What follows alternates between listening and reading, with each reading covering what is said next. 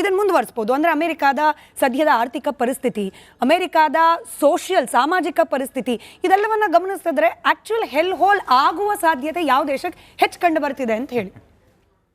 America ಭಾರತದ ಬಗ್ಗೆ ಈ ರೀತಿ ಹೇಳಿರ್ತಕ್ಕಂಥದ್ದು ಈಗಿನ ಕಳೆದ 10 ಅಥವಾ 15 ವರ್ಷಗಳಲ್ಲಿ ಭಾರತಕ್ಕೆ ಅನ್ವಯಿಸಿದ್ದಿಲ್ಲ.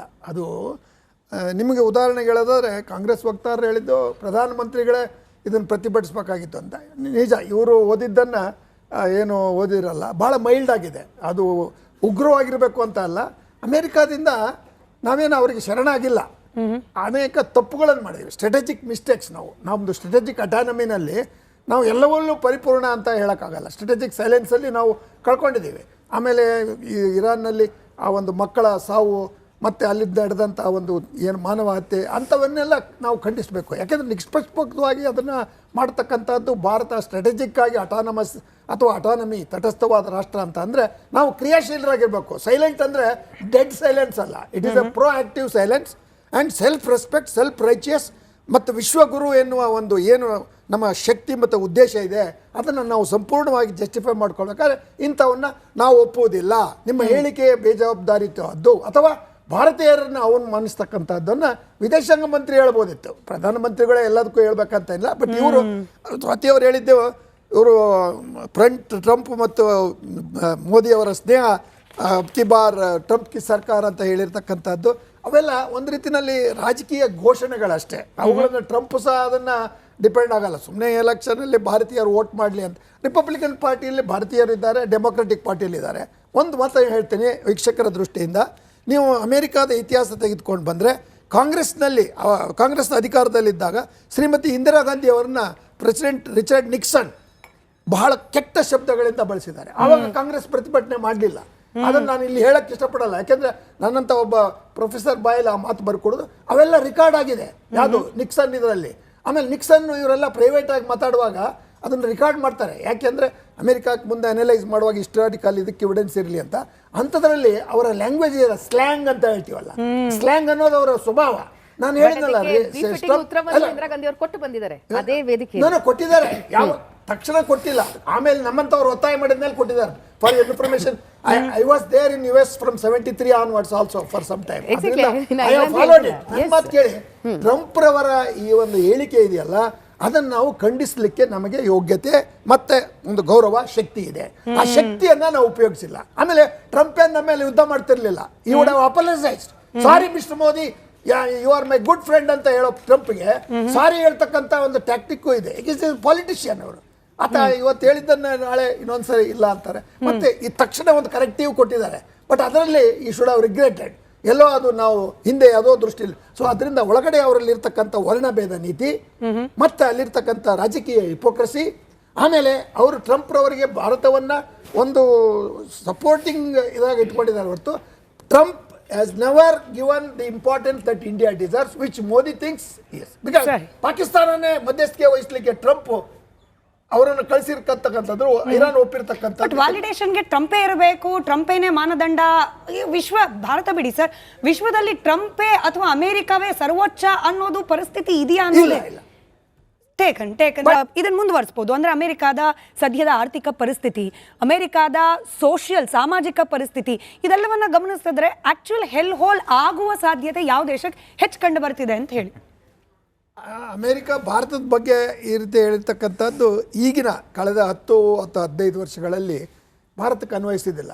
ಅದು ನಿಮಗೆ ಉದಾಹರಣೆಗೆ ಹೇಳೋದಾದರೆ ಕಾಂಗ್ರೆಸ್ ವಕ್ತಾರರು ಹೇಳಿದ್ದು ಪ್ರಧಾನಮಂತ್ರಿಗಳೇ ಇದನ್ನು ಪ್ರತಿಭಟಿಸಬೇಕಾಗಿತ್ತು ಅಂತ. ನಿಜ, ಇವರು ಓದಿದ್ದನ್ನು ಏನು ಓದಿರಲ್ಲ, ಭಾಳ ಮೈಲ್ಡ್ ಆಗಿದೆ. ಅದು ಉಗ್ರವಾಗಿರಬೇಕು ಅಂತ ಅಲ್ಲ. ಅಮೇರಿಕಾದಿಂದ ನಾವೇನು ಅವರಿಗೆ ಶರಣಾಗಿಲ್ಲ, ಅನೇಕ ತಪ್ಪುಗಳನ್ನು ಮಾಡಿದ್ವಿ, ಸ್ಟ್ರಾಟಜಿಕ್ ಮಿಸ್ಟೇಕ್ಸ್. ನಮ್ಮದು ಸ್ಟ್ರಾಟಜಿಕ್ ಅಟಾನಮಿನಲ್ಲಿ ನಾವು ಎಲ್ಲವನ್ನೂ ಪರಿಪೂರ್ಣ ಅಂತ ಹೇಳೋಕ್ಕಾಗಲ್ಲ. ಸ್ಟ್ರಾಟಜಿಕ್ ಸೈಲೆನ್ಸಲ್ಲಿ ನಾವು ಕಳ್ಕೊಂಡಿದ್ದೀವಿ.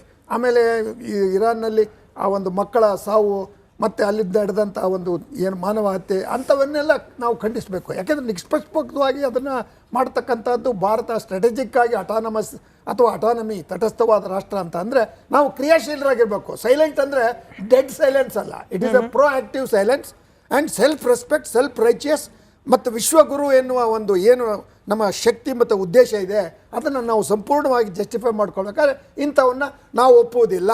ನಿಮ್ಮ ಹೇಳಿಕೆ ಬೇಜವಾಬ್ದಾರಿತದ್ದು ಅಥವಾ ಭಾರತೀಯರನ್ನು ಅವಮಾನಿಸ್ತಕ್ಕಂಥದ್ದನ್ನು ವಿದೇಶಾಂಗ ಮಂತ್ರಿ ಹೇಳ್ಬೋದಿತ್ತು. ಪ್ರಧಾನಮಂತ್ರಿಗಳೇ ಎಲ್ಲದಕ್ಕೂ ಹೇಳ್ಬೇಕಂತ ಇಲ್ಲ. ಬಟ್ ಇವರು ಸ್ವಾತಿಯವರು ಹೇಳಿದ್ದೆವು, ಇವರು ಟ್ರಂಪ್ ಮತ್ತು ಮೋದಿಯವರ ಸ್ನೇಹ ಅಬ್ಕಿ ಬಾರ್ ಟ್ರಂಪ್ ಕಿ ಸರ್ಕಾರ ಅಂತ ಹೇಳಿರ್ತಕ್ಕಂಥದ್ದು ಅವೆಲ್ಲ ಒಂದು ರೀತಿಯಲ್ಲಿ ರಾಜಕೀಯ ಘೋಷಣೆಗಳಷ್ಟೇ. ಅವುಗಳನ್ನು ಟ್ರಂಪ್ ಸಹ ಅದನ್ನು ಡಿಪೆಂಡ್ ಆಗಲ್ಲ. ಸುಮ್ಮನೆ ಎಲೆಕ್ಷನಲ್ಲಿ ಭಾರತೀಯರು ವೋಟ್ ಮಾಡಲಿ ಅಂತ. ರಿಪಬ್ಲಿಕನ್ ಪಾರ್ಟಿಯಲ್ಲಿ ಭಾರತೀಯರು ಇದ್ದಾರೆ, democratic ಪಾರ್ಟಿಯಲ್ಲಿದ್ದಾರೆ.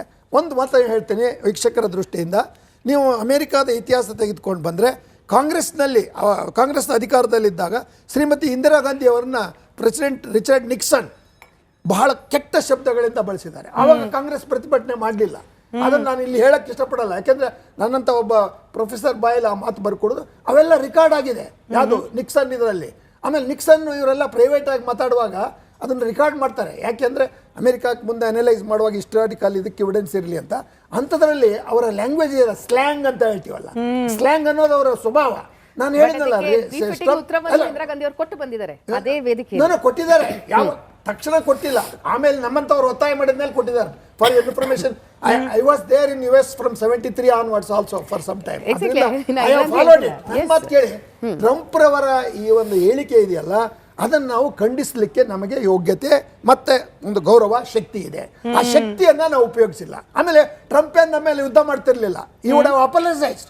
Sorry mister Modi, you are my good friend ಅಂತ ಹೇಳೋ ಟ್ರಂಪ್ಗೆ ಸಾರಿ ಹೇಳ್ತಕ್ಕಂಥ ಒಂದು ಟ್ಯಾಕ್ಟಿಕ್ಕು ಇದೆ. ಇಸ್ ಪಾಲಿಟಿಷಿಯನ್ ಅವರು. ಆತ ಇವತ್ತು ಹೇಳಿದ್ದನ್ನ ನಾಳೆ ಇನ್ನೊಂದ್ಸರಿ ಇಲ್ಲ ಅಂತಾರೆ. ಮತ್ತೆ ಈ ತಕ್ಷಣ ಒಂದು ಕರೆಕ್ಟಿವ್ ಕೊಟ್ಟಿದ್ದಾರೆ. ಬಟ್ ಅದರಲ್ಲಿ ಈ ಶುಡ್ ಹ್ಯಾವ್ ರಿಗ್ರೆಟೆಡ್.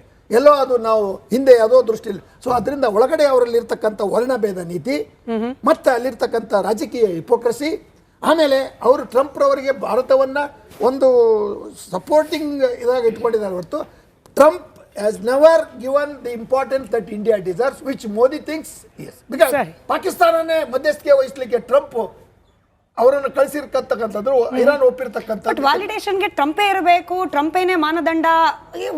ಭಾರತ ಬಿಡಿ ಸರ್, ವಿಶ್ವದಲ್ಲಿ ಟ್ರಂಪೇ ಅಥವಾ ಅಮೆರಿಕವೇ ಸರ್ವೋಚ್ಚ ಅನ್ನೋದು ಪರಿಸ್ಥಿತಿ ಇದೆಯಾ ಅನ್ನೋದೇ ಟೇಕನ್ ಇದನ್ನು ಮುಂದುವರಿಸಬಹುದು. ಅಂದ್ರೆ ಅಮೆರಿಕಾದ ಸದ್ಯದ ಆರ್ಥಿಕ ಪರಿಸ್ಥಿತಿ, ಅಮೆರಿಕಾದ ಸಾಮಾಜಿಕ ಪರಿಸ್ಥಿತಿ, ಇದೆಲ್ಲವನ್ನ ಗಮನಿಸಿದ್ರೆ ಆಕ್ಚುಯಲ್ ಹೆಲ್ ಹೋಲ್ ಆಗುವ ಸಾಧ್ಯತೆ ಯಾವ ದೇಶಕ್ಕೆ ಹೆಚ್ಚು ಕಂಡು ಬರ್ತಿದೆ ಅಂತ ಹೇಳಿ.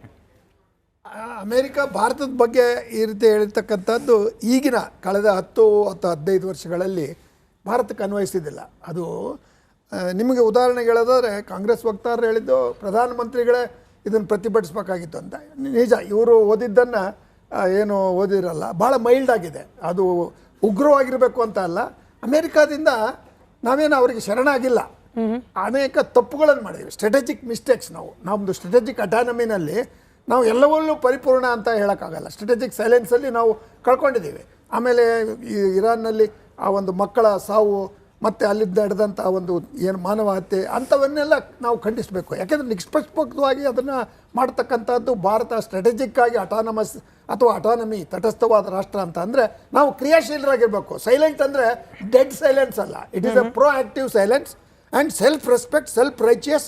ಮತ್ತು ವಿಶ್ವಗುರು ಎನ್ನುವ ಒಂದು ಏನು ನಮ್ಮ ಶಕ್ತಿ ಮತ್ತು ಉದ್ದೇಶ ಇದೆ ಅದನ್ನು ನಾವು ಸಂಪೂರ್ಣವಾಗಿ ಜಸ್ಟಿಫೈ ಮಾಡ್ಕೊಳ್ಬೇಕಾದ್ರೆ ಇಂಥವನ್ನ ನಾವು ಒಪ್ಪುವುದಿಲ್ಲ. ನಿಮ್ಮ ಹೇಳಿಕೆ ಬೇಜವಾಬ್ದಾರಿತದ್ದು ಅಥವಾ ಭಾರತೀಯರನ್ನು ಅವಮಾನಿಸ್ತಕ್ಕಂಥದ್ದನ್ನು ವಿದೇಶಾಂಗ ಮಂತ್ರಿ ಹೇಳ್ಬೋದಿತ್ತು. ಪ್ರಧಾನಮಂತ್ರಿಗಳೇ ಎಲ್ಲದಕ್ಕೂ ಹೇಳ್ಬೇಕಂತ ಇಲ್ಲ. ಬಟ್ ಇವರು ಸ್ವಾತಿಯವರು ಹೇಳಿದ್ದೆವು, ಇವರು ಟ್ರಂಪ್ ಮತ್ತು ಮೋದಿಯವರ ಸ್ನೇಹ ಅಬ್ಕಿ ಬಾರ್ ಟ್ರಂಪ್ ಕಿ ಸರ್ಕಾರ ಅಂತ ಹೇಳಿರ್ತಕ್ಕಂಥದ್ದು ಅವೆಲ್ಲ ಒಂದು ರೀತಿಯಲ್ಲಿ ರಾಜಕೀಯ ಘೋಷಣೆಗಳಷ್ಟೇ. ಅವುಗಳನ್ನು ಟ್ರಂಪ್ ಸಹ ಅದನ್ನು ಡಿಪೆಂಡ್ ಆಗಲ್ಲ. ಸುಮ್ಮನೆ ಎಲೆಕ್ಷನಲ್ಲಿ ಭಾರತೀಯರು ವೋಟ್ ಮಾಡಲಿ ಅಂತ. ರಿಪಬ್ಲಿಕನ್ ಪಾರ್ಟಿಯಲ್ಲಿ ಭಾರತೀಯರು ಇದ್ದಾರೆ, ಡೆಮೊಕ್ರೆಟಿಕ್ ಪಾರ್ಟಿಯಲ್ಲಿದ್ದಾರೆ. ಒಂದು ಮಾತು ಹೇಳ್ತೀನಿ ವೀಕ್ಷಕರ ದೃಷ್ಟಿಯಿಂದ, ನೀವು ಅಮೆರಿಕಾದ ಇತಿಹಾಸ ತೆಗೆದುಕೊಂಡು ಬಂದರೆ ಕಾಂಗ್ರೆಸ್ನ ಅಧಿಕಾರದಲ್ಲಿದ್ದಾಗ ಶ್ರೀಮತಿ ಇಂದಿರಾ ಗಾಂಧಿ ಅವರನ್ನ ಪ್ರೆಸಿಡೆಂಟ್ ರಿಚರ್ಡ್ ನಿಕ್ಸನ್ ಬಹಳ ಕೆಟ್ಟ ಶಬ್ದಗಳಿಂದ ಬಳಸಿದ್ದಾರೆ. ಆವಾಗ ಕಾಂಗ್ರೆಸ್ ಪ್ರತಿಭಟನೆ ಮಾಡಲಿಲ್ಲ. ಅದನ್ನು ನಾನು ಇಲ್ಲಿ ಹೇಳಕ್ಕೆ ಇಷ್ಟಪಡಲ್ಲ, ಯಾಕೆಂದರೆ ನನ್ನಂಥ ಒಬ್ಬ ಪ್ರೊಫೆಸರ್ ಬಾಯಲ್ಲಿ ಆ ಮಾತು ಬರ್ಕೊಡೋದು ಅವೆಲ್ಲ ರೆಕಾರ್ಡ್ ಆಗಿದೆ. ಯಾವುದು ನಿಕ್ಸನ್ ಇದರಲ್ಲಿ. ಆಮೇಲೆ ನಿಕ್ಸನ್ ಇವರೆಲ್ಲ ಪ್ರೈವೇಟ್ ಆಗಿ ಮಾತಾಡುವಾಗ ಅದನ್ನು ರೆಕಾರ್ಡ್ ಮಾಡ್ತಾರೆ. ಯಾಕೆಂದರೆ ಅಮೆರಿಕಕ್ಕೆ ಮುಂದೆ ಅನಲೈಸ್ ಮಾಡುವಾಗ ಹಿಸ್ಟಾರಿಕಲ್ ಇದಕ್ಕೆ ಎವಿಡೆನ್ಸ್ ಇರಲಿ ಅಂತ. ಅಂಥದ್ರಲ್ಲಿ ಅವರ ಲ್ಯಾಂಗ್ವೇಜ್ ಇದೆ, ಸ್ಲ್ಯಾಂಗ್ ಅಂತ ಹೇಳ್ತೀವಲ್ಲ, ಸ್ಲ್ಯಾಂಗ್ ಅನ್ನೋದು ಅವರ ಸ್ವಭಾವ. ನಾನು ಹೇಳಿದ್ನಲ್ಲ, ಇಂದಿರಾ ಗಾಂಧಿ ಅವರು ಕೊಟ್ಟು ಬಂದಿದ್ದಾರೆ ಅದೇ ವೇದಿಕೆ. ಕೊಟ್ಟಿದ್ದಾರೆ, ಯಾವ ತಕ್ಷಣ ಕೊಟ್ಟಿಲ್ಲ, ಆಮೇಲೆ ನಮ್ಮಂತವ್ರು ಒತ್ತಾಯ ಮಾಡಿದ ಮೇಲೆ ಕೊಟ್ಟಿದ್ದಾರೆ. For information, I was there in US from 73 onwards also for some time. ಮಾತು ಕೇಳಿ, ಟ್ರಂಪ್ ರವರ ಈ ಒಂದು ಹೇಳಿಕೆ ಇದೆಯಲ್ಲ, ಅದನ್ನು ನಾವು ಖಂಡಿಸಲಿಕ್ಕೆ ನಮಗೆ ಯೋಗ್ಯತೆ ಮತ್ತೆ ಒಂದು ಗೌರವ, ಶಕ್ತಿ ಇದೆ. ಆ ಶಕ್ತಿಯನ್ನ ನಾವು ಉಪಯೋಗಿಸಿಲ್ಲ. ಆಮೇಲೆ ಟ್ರಂಪ್ ಏನ್ ನಮ್ಮ ಮೇಲೆ ಯುದ್ಧ ಮಾಡ್ತಿರ್ಲಿಲ್ಲ. He would have apologised, sorry mister Modi, you are my good friend ಅಂತ ಹೇಳೋ ಟ್ರಂಪ್ಗೆ ಸಾರಿ ಹೇಳ್ತಕ್ಕಂಥ ಒಂದು ಟ್ಯಾಕ್ಟಿಕ್ಕು ಇದೆ. ಇಸ್ ಪಾಲಿಟಿಷಿಯನ್ ಅವರು. ಆತ ಇವತ್ತು ಹೇಳಿದ್ದನ್ನ ನಾಳೆ ಇನ್ನೊಂದ್ಸರಿ ಇಲ್ಲ ಅಂತಾರೆ. ಮತ್ತೆ ಈ ತಕ್ಷಣ ಒಂದು ಕರೆಕ್ಟಿವ್ ಕೊಟ್ಟಿದ್ದಾರೆ. ಬಟ್ ಅದರಲ್ಲಿ ಈ ಶುಡ್ ಹ್ಯಾವ್ ರಿಗ್ರೆಟೆಡ್, ಎಲ್ಲೋ ಅದು ನಾವು ಹಿಂದೆ ಯಾವುದೋ ದೃಷ್ಟಿಯಲ್ಲಿ. ಸೊ ಅದರಿಂದ ಒಳಗಡೆ ಅವರಲ್ಲಿ ಇರ್ತಕ್ಕಂಥ ವರ್ಣಭೇದ ನೀತಿ, ಮತ್ತೆ ಅಲ್ಲಿರ್ತಕ್ಕಂಥ ರಾಜಕೀಯ ಹಿಪೋಕ್ರಸಿ, ಆಮೇಲೆ ಅವರು ಟ್ರಂಪ್ ರವರಿಗೆ ಭಾರತವನ್ನ ಒಂದು ಸಪೋರ್ಟಿಂಗ್ ಇದಾಗ ಇಟ್ಕೊಂಡಿದ್ದಾರೆ ಹೊರತು Trump has never given the importance that India deserves, which Modi thinks yes. Because ಪಾಕಿಸ್ತಾನನೇ ಮಧ್ಯಸ್ಥಿಕೆ ವಹಿಸಲಿಕ್ಕೆ ಟ್ರಂಪ್ ಅವರನ್ನು ಕಳಿಸಿರ್ತಕ್ಕಂಥದ್ದು, ಇರಾನ್ ಒಪ್ಪಿರ್ತಕ್ಕಂಥ. ಬಟ್ ವ್ಯಾಲಿಡೇಷನ್ಗೆ ಟ್ರಂಪೇ ಇರಬೇಕು, ಟ್ರಂಪೇನೆ ಮಾನದಂಡ. ಭಾರತ ಬಿಡಿ ಸರ್, ವಿಶ್ವದಲ್ಲಿ ಟ್ರಂಪೇ ಅಥವಾ ಅಮೆರಿಕವೇ ಸರ್ವೋಚ್ಚ ಅನ್ನೋದು ಪರಿಸ್ಥಿತಿ ಇದೆಯಾ ಅನ್ನೋದೇ. ಟೇಕನ್